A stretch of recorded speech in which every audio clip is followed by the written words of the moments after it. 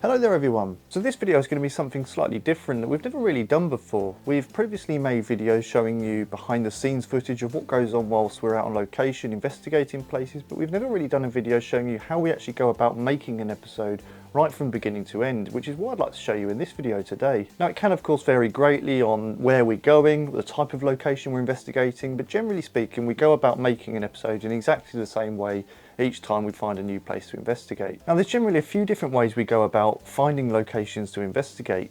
The first of which is obviously word of mouth, people telling us that they've had a strange experience at a place and they think maybe we should go and explore it and see if we can find anything unusual going on. People might just have heard of somewhere that's supposedly haunted and obviously let us know about it. And we'll usually try and sort of head over there and have a look for ourselves. We also find a lot of places just by searching online. Just sometimes there's the odd news article that comes up about a supposed haunting or recent sighting at a place. Some of them are just sort of on websites documenting hauntings. Paranormal Database, for example, fantastic resource for looking for haunted locations, and there's a wide variety of different experiences and sort of historic hauntings on there as well. And the third way is simply watching other groups investigate. There's a few different teams that I follow on YouTube, and obviously if I see somewhere that's quite interesting to me, that looks like it might be a promising place for us to investigate, we'll then do a bit of research and see if we can go and head there for ourselves. Now often the first hurdle we fall into is actually getting access to some of these places. There's generally three different types of locations that we can go to. The first of which are completely free. You can turn up there any time of the day or night with no hindrance, and there's no problems filming there.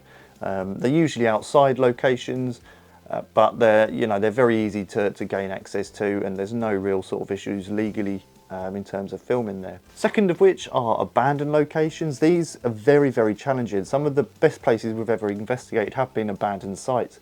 But as you can imagine, these throw up a whole range of different issues, going from actually getting into the places themselves. Often there's security, there's measures taken to seal up the buildings so there's no way into them. And obviously then you've got the legal aspect of trespassing. And there's a lot to look into when it comes to investigating abandoned buildings, especially if we've got to travel halfway across the country to go and visit a place and we can turn up there and we're not actually able to get in it. It can, it's a lot of money, a lot of wasted time on our part. So it's very important to research these places and just see if we can get access to them. And then the third type are places, as the location that we're going to be doing a behind the scenes on in this video, are places that you are owned by a company or owned by someone in particular that you can book and arrange to actually stay at the location or investigate there, usually for a small fee. Now these are some of our favourite places to investigate, simply for the fact that no one else is going to turn up there. If you've paid for the location, you will be the only ones in there. It's very easy to set up equipment there because you've not got any worry about a member of the public coming and moving it or stealing anything. But the issue there is that a lot of these places charge extortionate amounts of money. Some places are great. You can get in there for £75. You split that between three people and it's next to nothing. There's a lot of places that seem to be sort of in the 150 to sort of 250 mark. Again, most of these funds are going to help maintain these buildings, so we haven't really got an issue with that. And you split that again between three people, and it does kind of even out the costs. And bearing in mind this is all of our hobbies and this is what we love doing, so putting a bit of money behind it is really no issue to us. And then there's a lot of locations that are sort of charging £500 plus, and we have investigated a few of these, but we very, very seldom do, just because £500 is a lot of money to spend to spend an evening somewhere. Sometimes it's sort of 8 hours we'll be there. £500, off the top of my head, I'm not the best mathematician in the world, but someone will probably tell me how much that works out as an hour. But yeah, if it's somewhere that we really, really want to investigate, we'll pay that. But generally speaking, we try to avoid places that are charging sort of £500 plus extortionate amounts of money for what actually they're offering. But bringing it back onto topic for this video and where we're actually going to be doing the behind the scenes, and it is at the workhouse.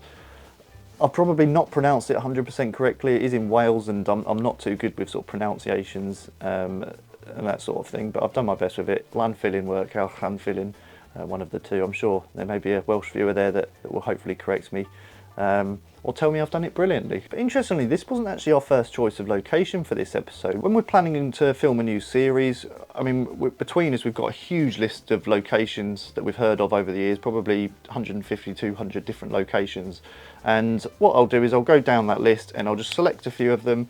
Just a mixture really, some cemetery, graveyards, ruins, castles, prisons, you name it, just a mixture, just to throw in the mixing pot of different types of locations for the new series. And one of them that I actually wanted to investigate in this series, which was going to be episode 2, was an old Victorian workhouse, which later on turned into a hospital, and I was able to find one in Wales called the Bronigarth Hospital. Now this looks like a fantastic location. It's enormous.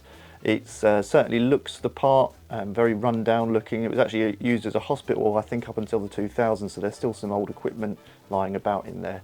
And the fact we've never been to Wales as well, we're really keen to kind of head over to that side of the country and actually head into Wales, and the fact that there was an old workhouse there as well made it all the more fascinating and an exciting journey for us. Now despite our best efforts, I tried emailing the hospital, I phoned them multiple times, couldn't get through. I noticed that there were a few companies that do like event hires there, paranormal investigations for the public, and I actually emailed one of them and asked if they had any different contact details for Bronigarth Hospital, and they provided me with them. I tried to contact them again and couldn't get through, so whether they're just not interested in sort of having new groups investigate there, or I don't know, but either way, the dreams of investigating there got put on ice for the time being. But still wanting to investigate somewhere similar, and certainly wanted to head for Wales, I decided to have a look in the area and see if there was any other similar kind of locations, which is where I stumbled upon the Llanfillin workhouse. Now again, this ticked all the boxes. It's an enormous place. It's a Victorian workhouse. It's got a history spanning back 200 years, so it ticks all the boxes in our minds, and it's certainly got a reputation for being haunted as well. So it's a case of contacting them. We managed to book a date for us to stay over the night there and investigate. And luckily on this one, we were actually able to stay on site in the workhouse itself. Quite often we'll have to book a hotel separately if it's a long way away and we can't sort of go there and back in one night, but on this occasion I've been lucky enough to actually stay on the site itself. Now once we know where we're going, everything's booked in, the next step is to plan the episode itself. Now something that we do that not every group does is film a segment at the start of each episode, giving you a background on the history of the place and some of the hauntings and previous experiences people have had there. Now some people don't want to know the background of a location before they investigate it, they just want to go in blind and just see what happens there. And I can certainly see both sides of the coin with it, but personally I believe that getting some context into the place you're investigating, a background on the history, can really sort of help you tailor your investigation to the type of place you're actually investigating. Now what I'll do to start with is I will do as much research online. Occasionally it will mean going and looking at books as well. I've got a whole range of books on different paranormal subjects, and some places we investigate will be covered in those books, and there's quite often information in them that's not online or not available elsewhere. But whilst I'm doing that, I will make as many notes as I can on my tablet, just bullet points as some of the most important factors, dates, names of people, just important things that I think would be, you know, useful to include in the background of a place. For example, here I've just sort of written about what the poorhouses were essentially for, what their purpose was, what life was like in there, sort of people that would have stayed there. Also as well, something I like doing is if I'm watching a video or I might read a certain little extract from something, and there'll just be a certain phrase or a certain line that I'll think, oh, I really like the sound of that, that'd be something to include. For example, here, poverty stricken, not an especially, you know, fantastic or creative line, but I thought that really does sum up some of the people that were admitted to these workhouses. So there's just a line that I thought would be good to include in the video. Last resort as well as another phrase I've written. Again, the people that were admitted there had no other option but to go down. It was their last resort. So just little phrases that I think, you know, help bulk out sort of the storytelling of the intro. Following that, I'll start writing the script itself for the episode, and as you can see here, what I'll usually do is anything black will be a voiceover and anything in red will be a line that I'll do live to camera whilst on site. And writing a script can vary. I've done some scripts in the space of a day. Some of them it's taken me weeks, sometimes months to write. If I got my head down, I could probably do them all within a day or two. But the thing is, I'll do a bit on one and then I'll stop for a little while and then come back and look at it with fresh eyes and then think what I've written has been rubbish quality and then rewrite bits. So it really depends how much time I put into it, but generally speaking probably a week or two to get a script all together and ready to go. So once the episode's planned, we know where we're going, we've got a little bit of structure as to how we're going to be going about filming the introduction. The next step, of course, is preparing for the actual day's investigation, and that includes preparing an enormous amount of equipment. So our investigation at the Clanfilling workhouse is just 2 days away now, and I've spent the last week getting all of our equipment ready, putting batteries in bits of equipment, charging up batteries that go on our cameras and our lights. It is a very, very lengthy process, and as you can imagine, it's very important that we get everything ready to go, because being on investigation, all of a sudden we want to use a piece of equipment and we haven't got a battery in it, or it's not charged, and it has happened before, and it's so frustrating. So especially for big investigations like this one, I do everything I can to make sure everything is ready and prepared to go for it. So here is just some of our equipment. We've also got obviously the tripods, the like panel lights for when we're filming the day stuff as well, but this is the vast majority of it. So as you can see, there is so much stuff. That's our cameras. I've got another camera on charge at the moment. Got motion detectors, REM pods, all of our EMF detectors in there. These infrared lights, just so you can see a bit better in the dark whilst we're using our night vision cameras. So yeah, there is a huge amount of equipment that we've got. That, again, as I say, it goes into the production of it. It's not all equipment designed for ghost hunting, but it is a very lengthy process. But it certainly takes the stress off when we're there, knowing that everything is charged and ready to go. So next step, fast forward to 2 days, the day of our investigation. It's a very funny 11:30. I left a space as well. But that's alright.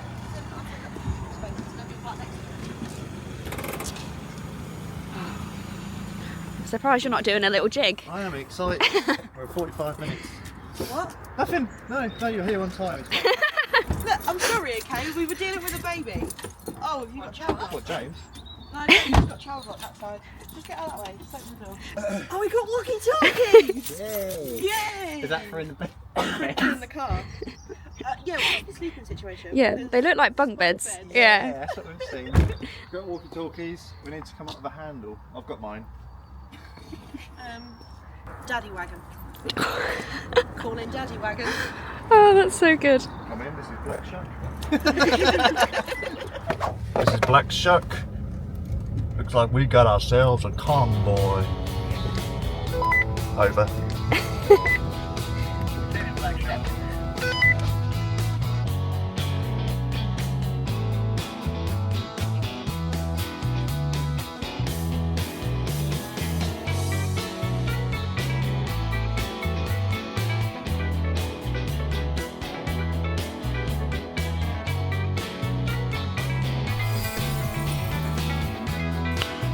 Nice. Hello, this is Black Shuck. Come in. Come in. Over.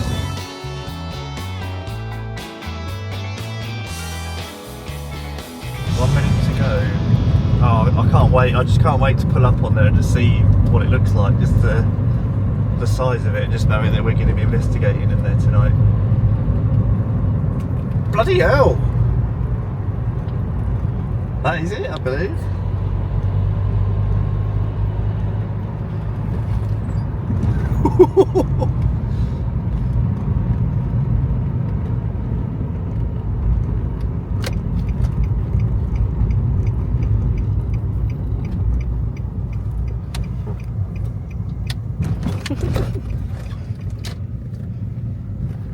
Shit, look at it.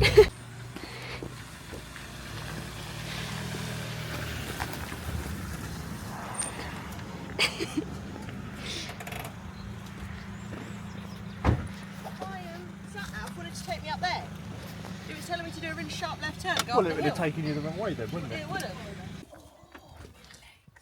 This is bloody brilliant. This is amazing. Well, haven't been in yet.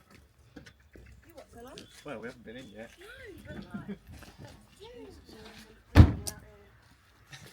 What, for him? Yeah.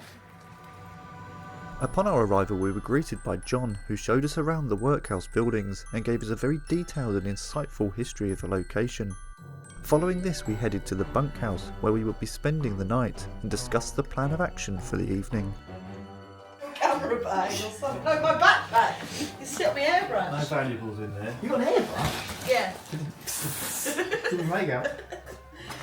So we're going to go to a shop and get some dinner then. I feel weird standing. Get on the bunk bed. It's just a... Sit on the pudding. No, we're just discussing and then can we gently... ignore the camera. So, Where is the camera? there! I thought it was that.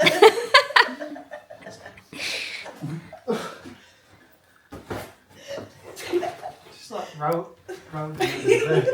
Wobbling over. Oh, So if we go to Tesco's, is it worth one of us staying here and starting to get some footage Could do, yeah. and just take one car to the shop? Yes. they got microwaves for you. Maybe now. Yeah. Rustling burger. Yeah. I might have a sandwich of some description. Yeah, I'll probably get like a Who wants to? one. Do they have Okay. drinking water here? They've got a kettle, haven't they? Yeah, it must be the Always chat. have coffee. Drink from the stout. Drink boiling hot water out of a kettle. Get some breakfast for tomorrow. Yeah, Yes. breakfast for tomorrow. Croissants, Croissants. chocolate croissants. Either I go to the shop and James, you start getting B-roll. I can't drive, so. I didn't ask you to drive. I said you get B-roll, or you go to the shop and I start getting B-roll with other people, not on your own. Yeah, I ain't driving this country road on my own. Yeah, it's like 20 minutes. Who wants to go to shop? Well, if you go to the shop with a list, Yeah, list, and then. and then we'll Yeah. divvy up monies. Yeah, Mhm. and then you want to stay here and start getting B-roll. Yeah, a bit of that. And then when I get back, I'll go and get some B-roll as well. Mm-hmm. Yeah, Have something to eat, and then start the investigation. yeah. Plan. Because hopefully Hayden should be here by the time we get back. From... Yeah. Spice World.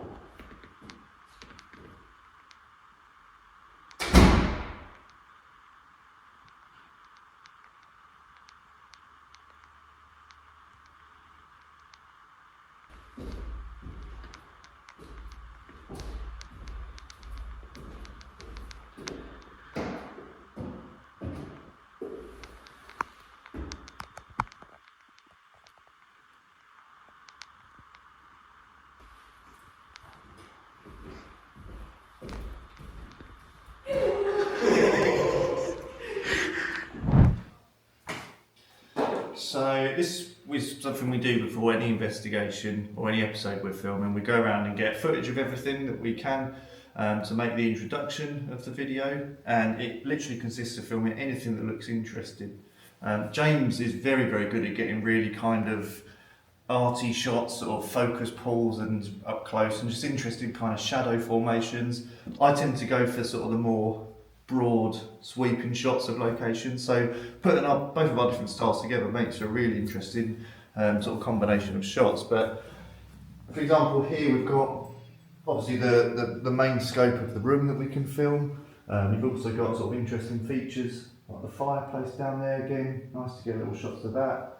So it's really just sort of keeping your eye open for anything that looks quite interesting, but as well as that, keeping kind of an idea of how that would convey in the final sort of edit of the episode.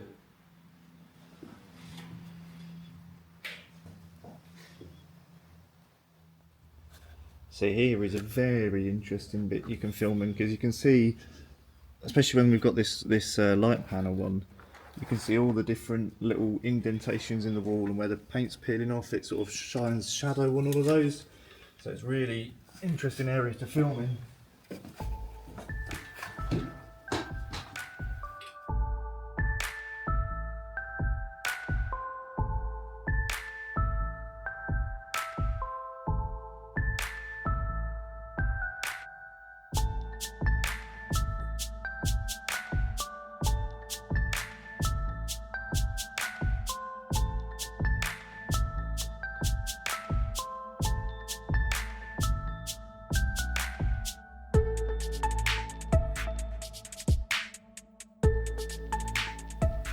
Life here was hard and very institutionalised, with the poor law commissioners implementing strict rules on discipline, the inmates' daily routines, and even their diets, which were designed to be as bland as possible, consisting of porridge, gruel, soup, and bread, with meat being available only twice a week. Although even this was limited to just once a week by 1843.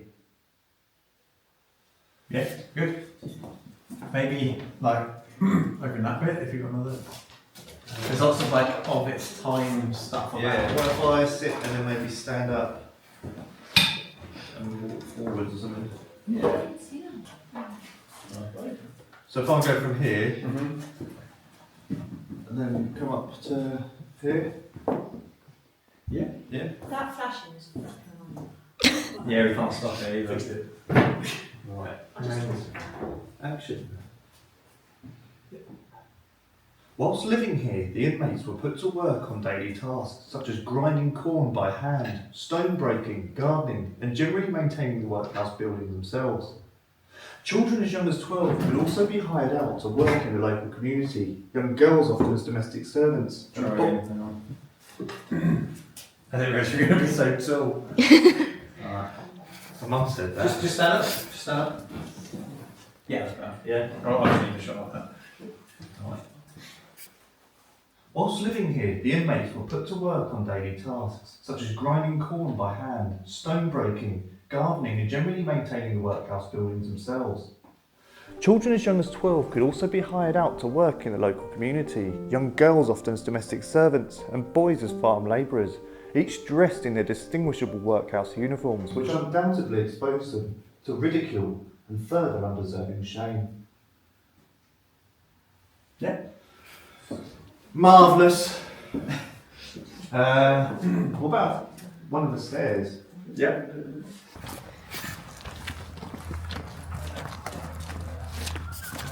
Oops. Oh no, I've done something. Oh dear. Just turn it off and turn it on again. Thank you. It's like come down from the loft. Here? Yeah. Come down to Oh, I thought I turned that off. motion censored. Here? Yeah. I thought. Yeah? Yeah. Something like Alan. Motion censored. I'm alright with Alan. How about coming out of the coming out of the cellar? On my hands. I think it's timed, isn't it? Climbing up the stairs. Timed? Yeah. Oh god. Ready? Yeah, no, that shot. Go. Right. Yeah. Despite being one of the better workhouses in the country, and that being a very low bar set, it still wasn't a particularly nice place to have been, and certainly acted as a deterrent, as evidenced by the low number of able-bodied people passing through here. Along with children, there were many unmarried mothers with no means of financial income, as well as those with mental illnesses and disabilities whose families could no longer support them. Pause. You got another bit. Yeah, I was going to change the shot a bit. Okay. yeah. Although long since demolished, there was also a block specifically for vagrants or tramps, or the homeless as we prefer to them today, where they was... As we prefer to. Yeah. What shall I say? What shall I change it? Refer to. Refer. What did I say? Prefer. Oh, well, that, Oh, were you going to say like prefer to call them? that was a slip up. That was Yeah. a slip up. Right. If you Start. if you do your lean against the side of this window Cowboy. there, then walk up and do that. Yeah. Okay. From here. As far back as you like, really. Yeah. Even where that table is. Yeah. Can you get in the car? Right.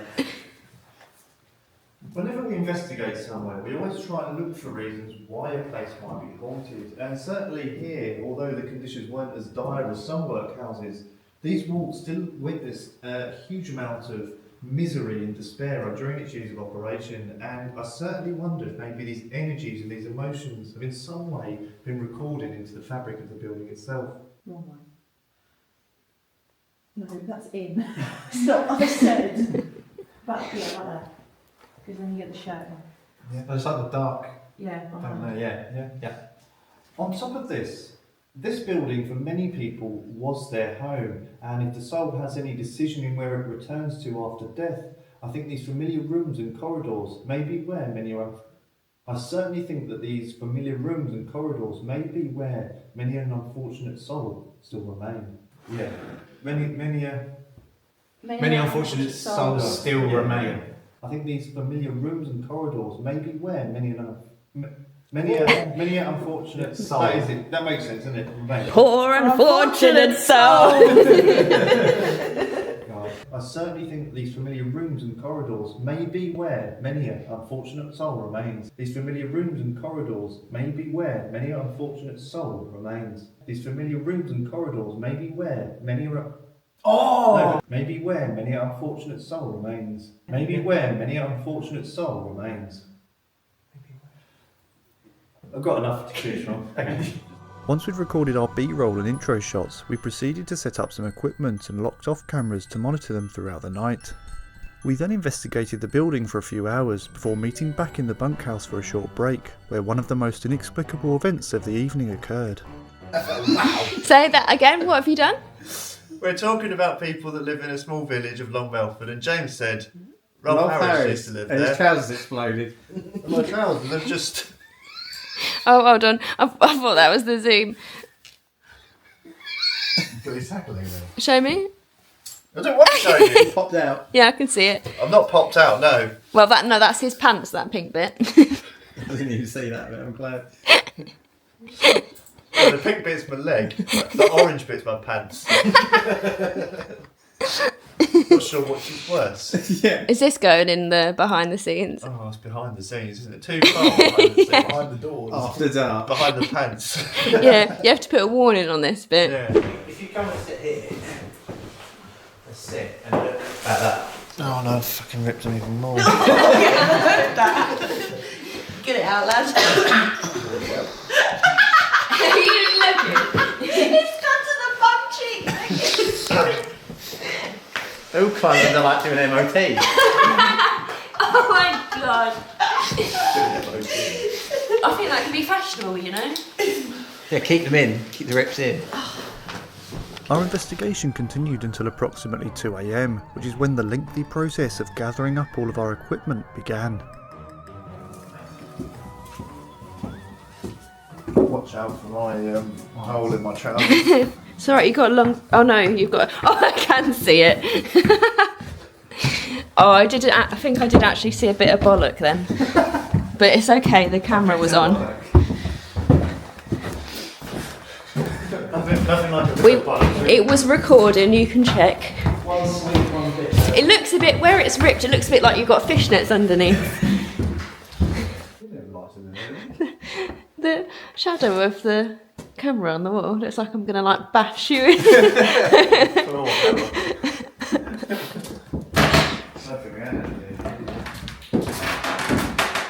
Downstairs in another bit. This is the final bit of the investigation, and probably the most stressful is going around picking up all the equipment and making sure we've got everything. There's been, in fact, I've never, for about 12 years, never left any equipment anywhere, and then 3 times in the last year I've left stuff places. This, you go to get it out of the box the next time you need it and think, have I left it at home somewhere? And then you rewind and think, oh, I left it on the road for the car, or I've left it in a dark corridor.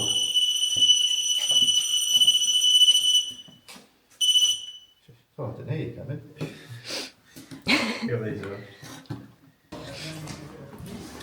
Thank you. Oh, I thought they made us coffees. Never mind. This what? They made us coffees. Never mind. Are they still all in there just gathered around? That's the most disappointed I've ever seen you. Aww. Just put everything back in its box. Sling mat of car window in a rage. Oh dear. What a day. Following an extremely cold night's sleep, the heating in the bunkhouse not working, exposing us to below freezing temperatures for much of the night. In the morning, we decided to get some more B-roll shots, showing the exterior of the building in daylight. And as the morning pushed on, our time at the Llanfillin workhouse came to an end. However, the investigation and video production process was far from over. So it's actually been a few weeks since our investigation at the workhouse, and as you can imagine, we've got loads of footage following the investigation. We can sometimes have anywhere between 500 gigabytes to a terabyte of footage. That's including the main camera we filmed the introduction on. We've obviously got, I think, 8 cameras including the locked off cameras. Then obviously if you include the drone footage, anything else, there's a huge amount of footage. So one of the biggest things I struggle with is actually having enough space on the computer to essentially hold all of these files, which is something I am looking into. I'm looking at getting some external hard drives because unfortunately once we've finished editing an episode, I usually end up deleting all of the raw files.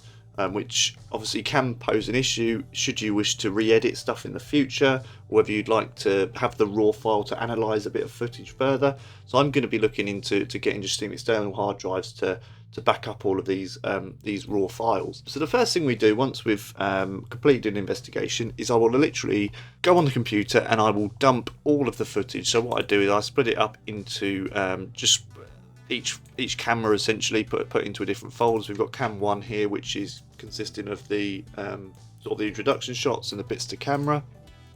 Camera 2 is all the stuff from the pocket camera we've got. Cam 3 is the main night vision camera we use for the investigation, and I'll then, like I say, split it all up. We've also got drone footage here as well. So that's the first thing I do, is I'll just dump all of the files onto the computer. And one of the longest processes when editing an episode is actually going through the footage from the locked off cameras to see if we've recorded anything whilst we weren't present. And sometimes we have as many as 4 or 5 locked off cameras at a location. If they're recording for, say, 5 hours, 6 hours at a time, you know, you've got a huge amount of footage to go through. So what I will usually do is I'll import it into the editing software, and I'll actually go ahead and view it in double time. Now the issue with this, of course, is that there is the potential we could miss very, very subtle things.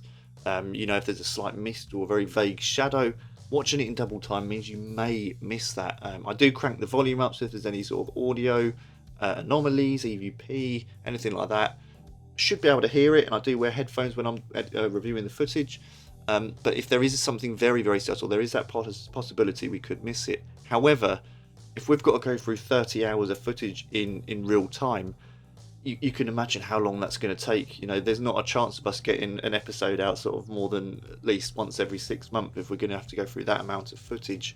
So yeah, speeding it up is the best way I've found it, and I have found you are able to still pick up on anything significant that happens in the video file. And like I say, I listen very intently with headphones on, audio right up to pick up any audio anomalies. But if we've got 30 hours of footage to go through, cutting it down to 15 is a massive help, and I found it is also an efficient way of doing it. I mean, anything that you're not going to pick up in double time may not be worth mentioning anyway, because it is only going to be so subtle. So that's what I'll do, and I'll essentially watch it in double time. As I say, crank the volume right up, press play,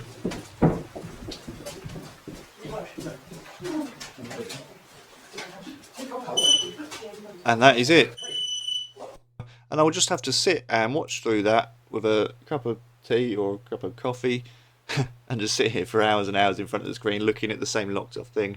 If I do see anything unusual, what I'll do is I'll pause it. I'll then put it in normal time so I can just watch it as it happens. 9 times out of 10 it'll turn out to be something quite mundane, or my eyes have just been seeing things as I've been sat there for so long. But occasionally if there is something of note, what I'll do is I'll just note it down, the time at which it happens, and then we can come back and either review that further or include it in the final episode. Now, as I say, that does take up an enormous amount of time. I won't always do all of that first before going on and moving on to editing other parts of the episode. Sometimes I'll be reviewing the footage whilst editing the rest of the episode as well, and and then obviously act accordingly, insert it into the part of the episode where it occurred. So yeah, very lengthy process, but also a very important one, and we have caught some very fascinating things on our locked off cameras over the years, so it's well worth doing. Now, the software I actually use for editing is called Wondershare Filmora. I've used this for about 5 years now. I'm very, very happy with it. I know there's people out there that will say it's not a professional piece of software. I have toyed around with Adobe Premiere Pro, and I have used that previously. The cost of it is a bit too much than what I can afford. I don't know what the monthly subscription is. I know to sort of buy a year subscription, you're looking at hundreds and hundreds of pounds. So I can't afford to do that, unfortunately. And I have found as well, it can be very overcomplicated for doing very basic things. And I've had no formal training in editing of videos or even filming videos for that matter. I'm self-taught right from the beginning.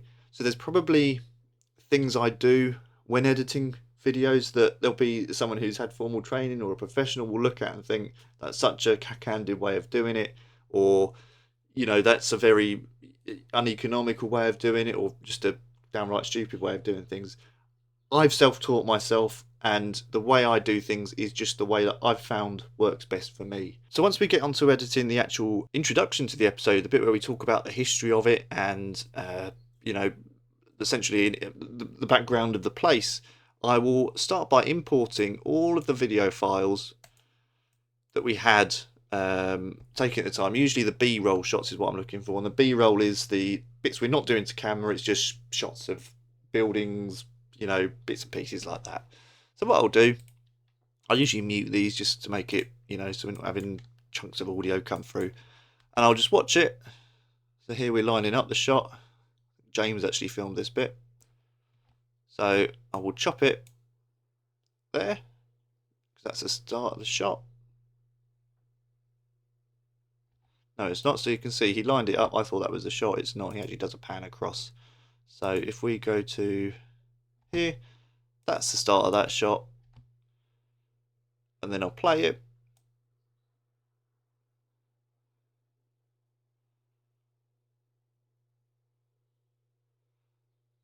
And that's where he finishes the shot. So that's the first little bit we've got there. Then move on to the next bit. Fast forward whilst he's walking around. Looks like he's lining up another shot here. And it's a case of going through and doing all of that basically until sometimes the B-roll can be just 20-30 minutes by itself with no talking, no introductory. It is just 20 minutes of footage of buildings and stuff. And then I won't kind of cut out bits I don't think are useful, because I think every tiny little bit of B-roll you get is useful for something. It might not get used in the final video, but it's having it there just in case you should need it. Once I've got all of the B-roll sort of cut up and I'm happy with it, I'll then proceed to do the voiceovers, which all I do is in fact this microphone is very new, which is why I wasn't using it in the earlier portion of this video.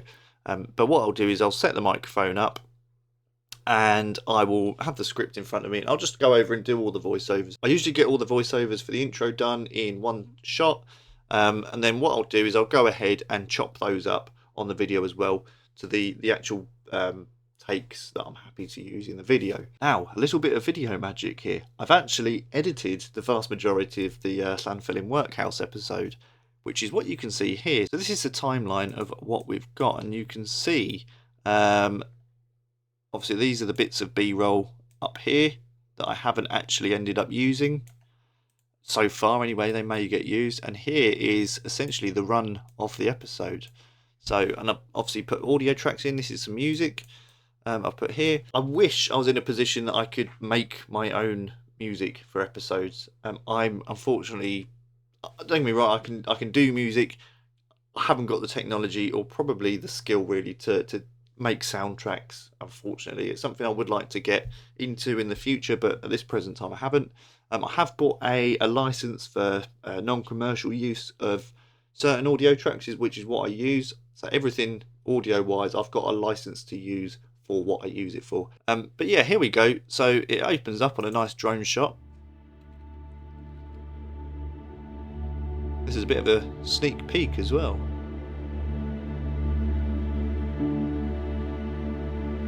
So you can see here, this is a transition, so that's just a fade transition. And what these blue lines here is, I've actually done a manual zoom. If you look, there's a slight zoom on the camera. Now if I was to take that off, you would just have sort of just a static, a still shot there. If you put that zoom back on. Just little things like that I've learned over the years of editing. It doesn't really make a huge difference, but I think it just gives, certainly in this setting, it just gives the video a little bit more life, a little bit more, I don't know, pizzang. Just having that slight zoom, barely noticeable, and no one watching it's going to think, oh, they're zooming in there. It just adds something. And I've always found with editing, it's the very subtle things you do that make it what it is. I'll show you here. We've got a transition here from just B-roll into a photograph of the Victorian workhouse. We'll have a look here. Saw some of the most poverty-stricken people in community. So watch that again. The poor law. Saw some of the most poverty-stricken people. So that is a transition. It's a blue sort of light glare, I suppose. Seems pretty normal. What I've done actually is added a sound effect to that. So we'll take that away, and you'll see it just sounds slightly. It doesn't quite have that pizzang it does the first time round. Saw some of the most poverty-stricken people. So that's again without the sound effect. Saw some of the most poverty-stricken people. And with the sound Saw some effect. of the most poverty-stricken people. Little things like that. Just, I think, very subtle things that no one notices when they're watching it. But without them, you kind of feel an absence. It doesn't have as much life to the video.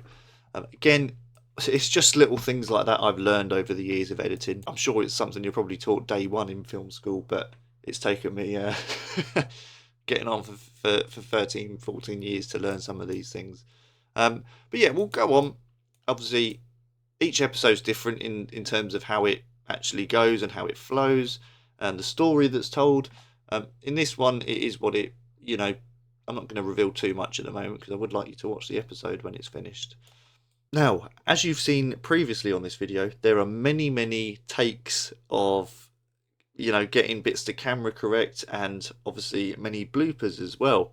Sometimes I don't notice these bloopers until the video is finally edited, and it's something I want to share with you now. So this is a segment of video that won't be used in the final edit because I fluffed my lines, and nobody there at the time, including myself, noticed it. I can't include it. But let's have a look at what I actually said. Looking at the high level of education here provided to the children, and even the commissioners being so kind as supply. Looking at the high level of education here provided to the children, and even the commissioners being so kind as to supply them with a sword and a skipping rope in the 1840s, and many of the children. Right. Anybody see what may have been wrong there? Supplying a child with a sword and a skipping rope. What I'd actually meant to say was a swing and a skipping rope, but I accidentally said sword. So this clip won't be able to be used, unfortunately. Here provided to the children, and even the commissioners being so kind as to supply them with a sword and a skipping rope in the 1840s. Yeah. So it's little things like that you notice whilst editing. You notice all your mistakes, and a lot of the time it's a case of working out how to fix those mistakes whilst you're editing. It can be a case of putting a bit of B-roll over the top so I can cut a shot of myself speaking. It's completely trial and error. And as I've said previously, there's probably people out there that have had formal training in editing. They know a little bit more about sort of the best process of going about it. I've just trialed and errored this right from day one. But yeah, that's the next step, and I'll edit the intro essentially until it's been completed. So of course the main bulk of the episode consists of the investigation, and what I'll do is I'll import the files into the software, and the main thing I do to start with is line up each clip. We've usually got two cameras, sort of two handheld cameras at a time. Sometimes we have three. It'll be a case of matching those up so they're playing parallel at the exact same time. You can then cut between each clip. For example, here, if we want this camera to play and we see it from this point of view. Is anybody here with us? Is there a master? Or if we think that shot's a bit boring or it doesn't really add anything, we can play the other shot, which is just below it. Is anybody here with us? Is there a master of the workhouse? And it's a case of going through and doing all of that, and then once I've done that, I'll have the sort of investigation bits. When we do edit as well, there'll obviously be, say we're in one particular area and then we move over to a different area of the workhouse. We don't want to see us walking over there because that's essentially boring. It's usually just a walk in the dark and a natter between ourselves. So I'll do a voiceover and just explain where we're going next. And then obviously if we catch anything on footage or anything happens, I'll usually do a voiceover and explain that. So once we've got the introduction, we've got the investigation edited, what I'll do is I'll do what I call the final edit. So we'll be taking each of those files together. Here we've got the title sequence here. We've got the first part, which is the sort of the introduction, and then we move on here. We've got the transition into the second part. So sometimes I do a voiceover here. Here I've just got some music playing and a look over at the locked off cameras, and then we're into what I've called Landfilling 2, which is the first part of the investigation, which then transitions into the third part of the investigation. And again, obviously, when I'm doing the final edit, if there's anything I've missed in the initial ones, I'll add those on. For example, I think I've put some text on the screen here. And then again, I've added some music just at the bottom here, just in bits that I thought could add with a little bit of pizzang. And that's essentially it. Once I've got the episode edited, I'll upload it to YouTube just as unlisted, so no one can see it other than myself or anyone with the link. I'll then share it with Sophie, James, my partner, just to have a watch through.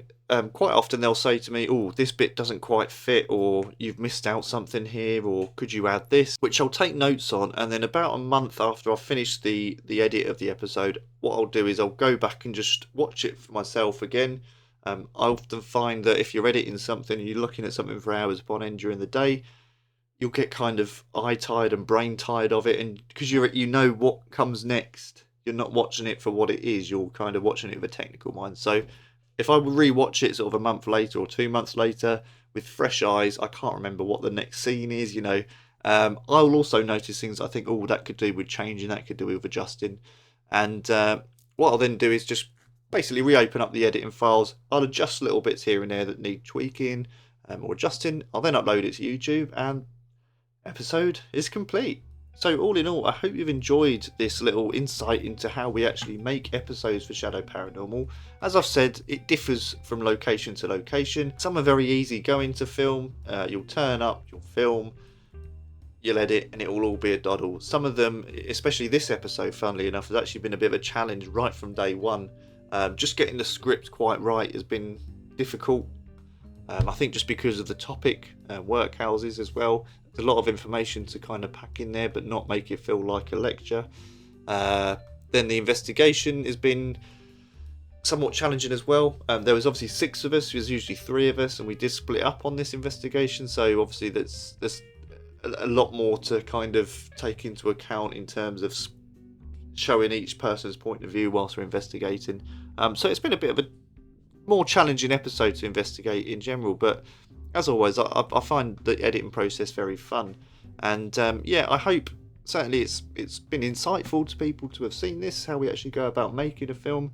And if there's anyone out there as well who is wanting to get into doing this and making videos for YouTube, not necessarily paranormal related, but just making videos on any topic, I hope it's given you a bit of an insight into how to go about filmmaking and creating things. So I want to say thank you very much for watching. We've got the new series starting very, very soon, which I hope you all enjoy, and hope to see you there in the new year. Take care. Oh, yes. Oh no, you got the cobweb. Have I ruined it? Does he? Ruined your decorations. Spin round like candy crush. Where have they gone?